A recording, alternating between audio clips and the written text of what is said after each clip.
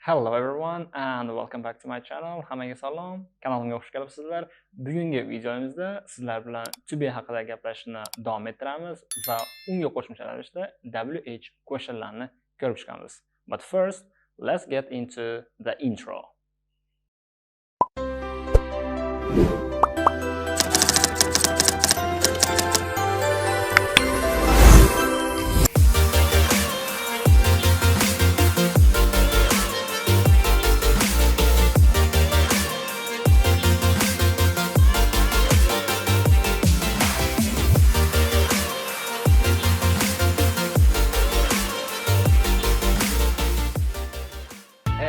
Welcome back to my channel again. So, mening ismim Tillo va men sizlarga ingliz tilini rivojlantirishga yordam beraman va sizlar bilganingizdek, bugungi videomiz yana to be haqida bo'ladi. Bilaman, bu allaqachon 3-videomiz bo'ladi, ammo va'da beramanki, bu to be haqidagi so'nggi videomiz bo'ladi. Xo'sh, shu vaqtgacha sizlar bilan nimalar haqida gaplashdik? Sizlar bilan shu vaqtgacha to be haqida gaplashib o'tdik va to be'ning turlari haqida. Ya'ni to be'ning 3 xil ko'rinishi mavjud. Ya'ni ular biz aytib o'tdikki, ular am, is hamda are. Va sizlar bilan shu vaqtgacha ular yordamida, ya'ni am, is, arelar yordamida qanday gap tuzish mumkin ekanligi to'g'risida gaplashib o'tdik, xolos. Ammo bir savol mavjud. Ya'ni nima uchun aynan to be dan foydalanishimiz kerak degan savolga javob berganimizcha yo'q. Ya'ni why do we use to be? Kelinglar shu savolga oydinlik kiritib o'tsak. Ya'ni qoidada aytiladiki, we use to be to give personal information about someone or something. Ya'ni qoidada aytilyaptiki, biz to be dan shaxs va narsalarning shaxsiy ma'lumotlari haqida gapirayotganimizda to be dan foydalanishimiz kerak. Ularga misollar nima bo'lishi mumkin? Aytaylik, shaxslarning ismlari, qayerdanligi, yoshi yoki bo'lmasam qay ko'rinishga ega ekanligi to'g'risidagi ma'lumotlar kiradi. Avvalgi videolardan sizlar allaqachon bilasizki, ya'ni gap tuzish strukturalari haqida. Ammo agar ularni ko'rmagan bo'lsangiz, ularga shu yerdan murojaat qilishingiz mumkin. Shunday bo'lishiga qaramasdan, kelinglar ularni bir qator eslatib o'tsam. Ya'ni birinchi gap turi qanday edi? U bizda subject plus to be plus object ko'rinishiga ega edi. Bu qanday gap? Agar siz pozitiv yoki bo'lmasam darak gap deya javob bergan bo'lsangiz, siz 100% haqsiz. Ya'ni bu darak gap tuzish strukturasi. Ammo how about the negative sentence? Ya'ni inkor gaplarchi? Inkor gaplarni biz not yordamida yasar edik. Ya'ni subject plus to be plus not plus object. And about the questions, to be plus subject plus object. Savollarga keladigan bo'lsa, birinchi o'rinda bizda to be, so'ng subject, undan so'ng esa object keladi.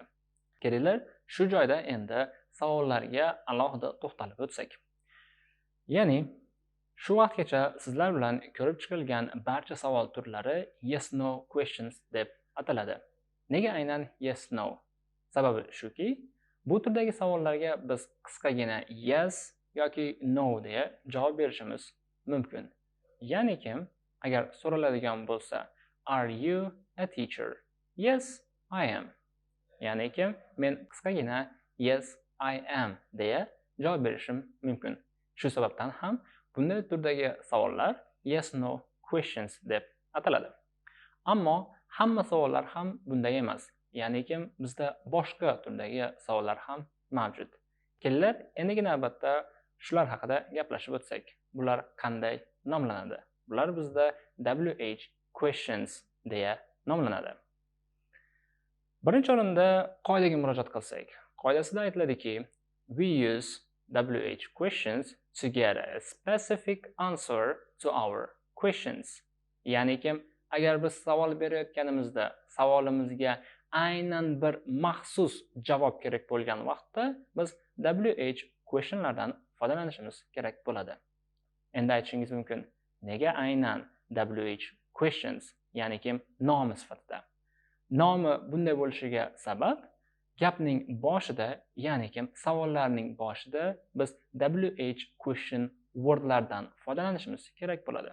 Bularga nimalar kiradi? Bularga bizda what, who, where, which yoki bo'lmasam how hamda how oldlar kiradi. Ya'ni bular WH question wordlarning eng keng tarqalganlari. Bularga misol ko'rsak. Misol uchun aytaylik. Who is Tom? Ya'ni savolda so'ralyapti. Who kim deganini bildiradi. Ya'ni Tom kim? Biz bunday savolga yes yoki no deya javob bera olmaymiz. Shu sababdan ham biz maxsus ayni bir javob berishimiz kerak bo'ladi. Misol uchun Tom is my brother. Ya'ni men bu yerda to'liq javob beryapman. Kim haqida? Tom haqida.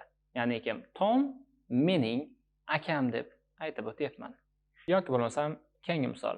Misol uchun what is it?